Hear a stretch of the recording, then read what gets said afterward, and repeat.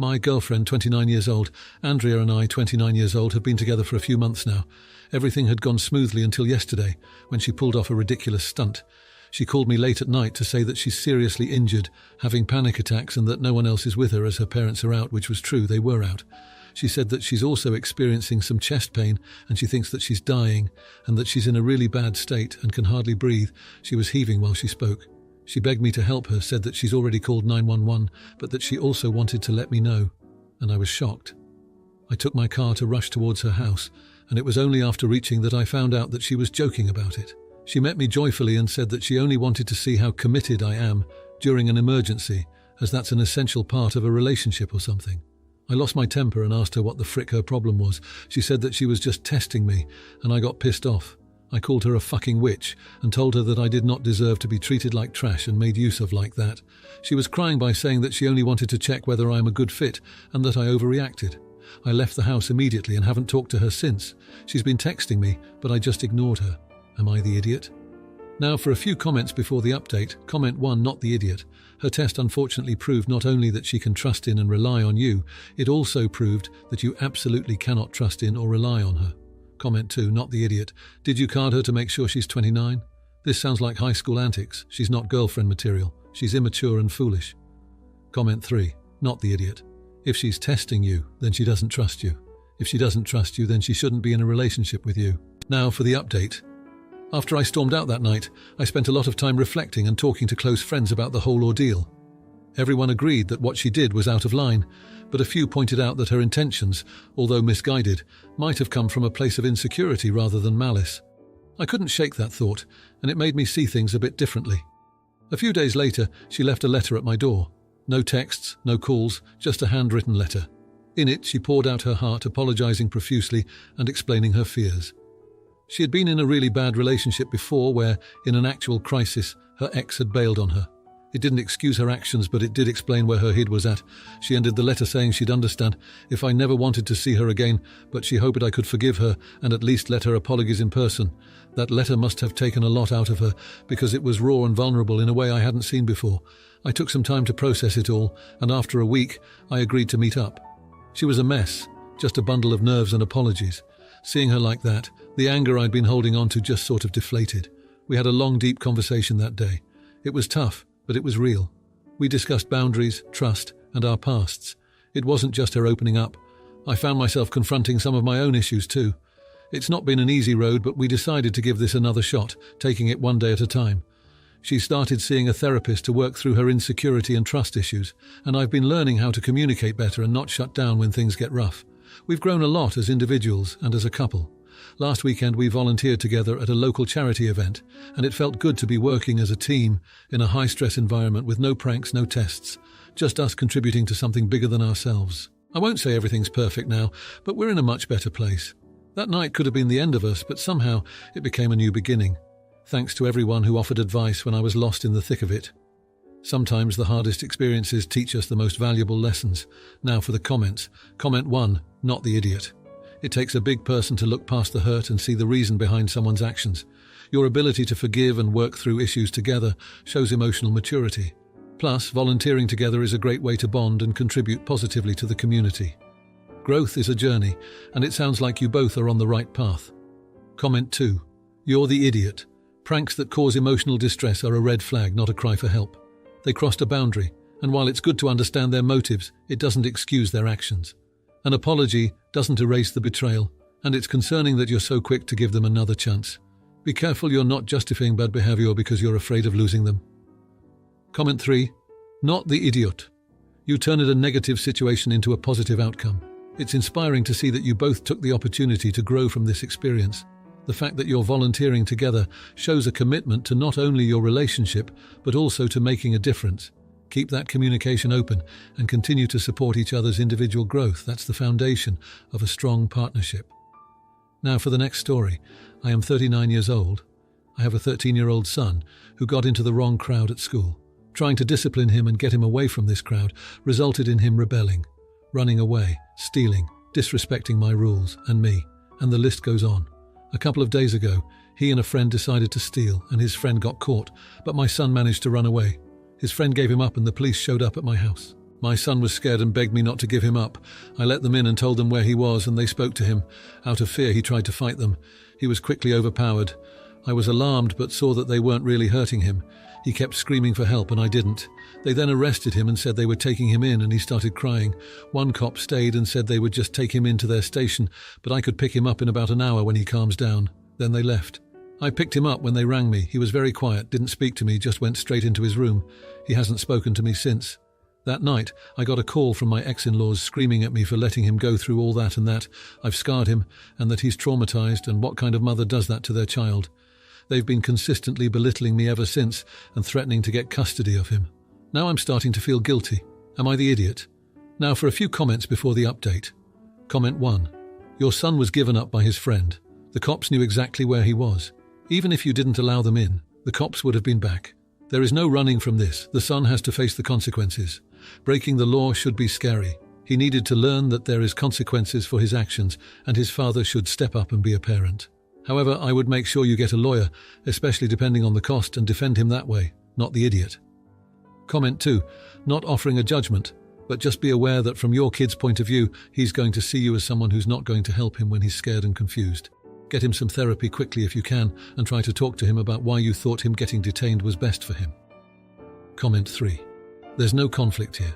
He committed a crime. When the police showed up, he attacked them.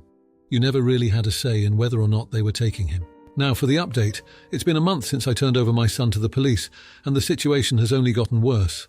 The fallout has been heartbreaking. After that incident, my son's behaviour took a nosedive. He's become more withdrawn, and I've caught him sneaking out of the house at night. I installed extra locks, but he somehow manages to get out anyway. Last week I received a call from the school. He'd been caught vandalising school property. It was nothing major, just spray paint, but it was the last straw for them. They've suspended him and now he's facing possible expulsion. It's like he's trying to live up to this image that he thinks his friends expect of him. It's tearing me apart seeing him throw his future away. I tried to reach out to my ex-in-laws again, hoping we could present a united front for our son's sake, but they've filed for emergency custody. They claim I've failed as a parent, and frankly, I'm starting to believe it myself. I'm fighting it, of course, but it's a mess and the legal fees are mounting.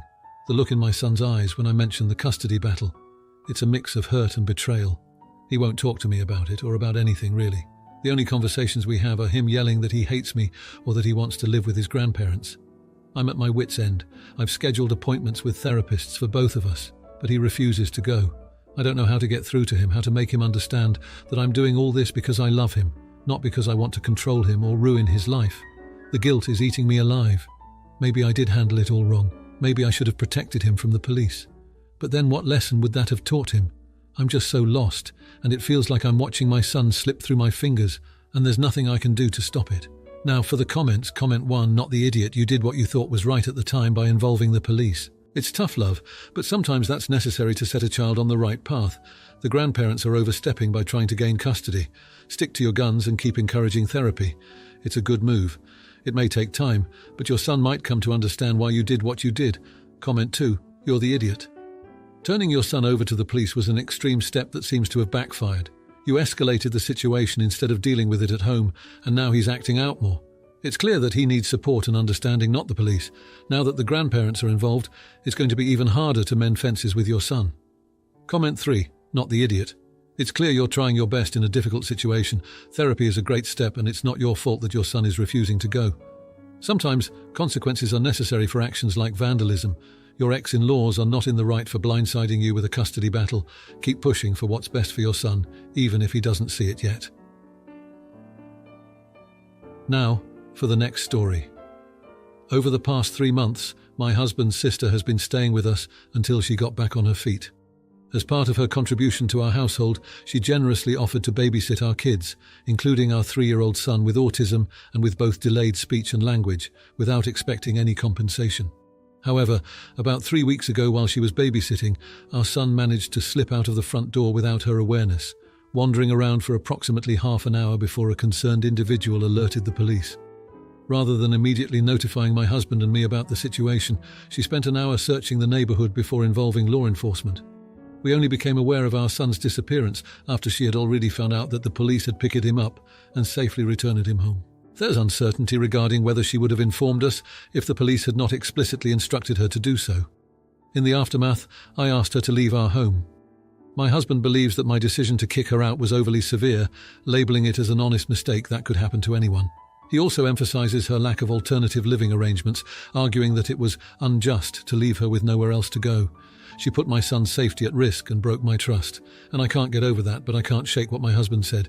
Now I feel terrible about putting her on the street. Am I the idiot? Now, for a few comments before the update. Comment 1. Not the idiot. Drowning is the #1 cause of death for autistic children.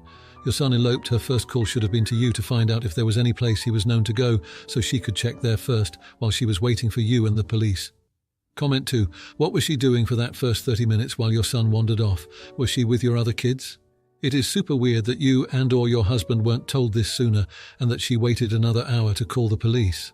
Comment 3. Not the idiot. Sure, anyone could have let the kids slip out the door. That could happen to anyone. The problem is that she didn't alert you immediately. You should have been called the minute she couldn't find him. Now for the update. Since my last post, things have escalated dramatically. After asking my sister-in-law to leave, she found a place with a friend and took off the same day. I thought that would be the end of it, but it was just the beginning. 2 days later, my husband and I were visited by a social worker. My sister-in-law, in a surprising turn of events, had reported us to CPS, claiming we were negligent parents. She twisted the story, suggesting that her moving out was due to her concerns about our son's well-being and not because of the incident where he wandered off. The investigation was intrusive and nerve-wracking, but ultimately they found no evidence of neglect and closed the case. Our relationship with my sister-in-law is obviously in shreds. My husband, who was initially upset with me for asking her to leave, is now livid with her for making the false report and putting our family through such stress. He has cut off all communication with her, and we're currently looking into legal options for dealing with the false accusations. In a bizarre twist, my sister-in-law's friend contacted us a week after the CPS ordeal, apologising profusely. Apparently my sister-in-law had been spinning tales, and once her friend saw the truth of the matter, she kicked sister-in-law out too. My sister-in-law is now staying at a local shelter and has tried to reach out to us for forgiveness, but we're keeping our distance for the time being. As for our son, the incident has affected him more than we realised. His routines were disrupted, and he's been having more meltdowns. We've had to increase his therapy sessions to help him cope with the changes. It's been a harrowing 2 weeks. Just when I thought we had faced the worst, it seems the fallout was just beginning. We're just trying to hold our little family together and move forward from this whole mess. Now for the comments. Comment 1. Not the idiot. Your sister-in-law crossed a major line by falsely reporting you to CPS, causing unnecessary stress for your family and son. Protecting your family's well-being is your top priority, and keeping distance is a reasonable response to such a breach of trust. It's sad she's at a shelter, but her actions have consequences, and you're not obligated to forgive just because she's in a tough spot now. Comment 2. You're the idiot for not showing a bit of compassion. Yes, your sister-in-law made a huge mistake, but people deserve second chances. She's already facing the repercussions of her actions by losing her home and friends' support. Maybe your son's disrupted routines could benefit from the healing that comes with forgiveness. It's tough, but family is family, and sometimes you need to be the bigger person for everyone's sake. Comment 3. Not the idiot. Your focus is on your son's well-being, and that's commendable. Having your parenting questioned by CPS is traumatic, and it's no surprise it's led to more therapy sessions for your son. You're not required to welcome someone back into your life who has caused such turmoil, especially when your child's stability is at stake. Your sister-in-law's situation is unfortunate, but she needs to understand actions have consequences.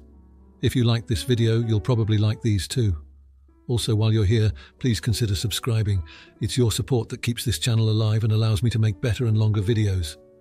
Have a great day.